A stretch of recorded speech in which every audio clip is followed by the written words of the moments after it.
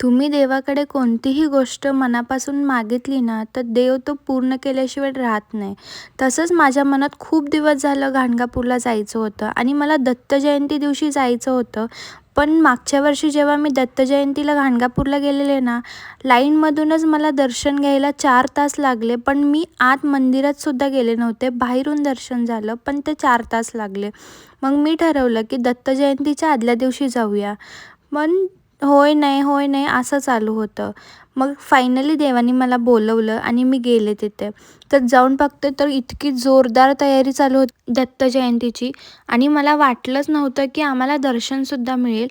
पण आम्ही गेलेल्या टायमिंगला आरती चालू झाली आणि मधला गेट ओपन झाला. डायरेक्ट आम्ही आत गेलो आणि दर्शन झालं आमचं. आणि गर्दी असण्याचं मेन कारण की पारायण चालू होतं, त्याच्यामुळे इतकी गर्दी झालेली. ही पुढची क्लिप तुम्ही ऐका.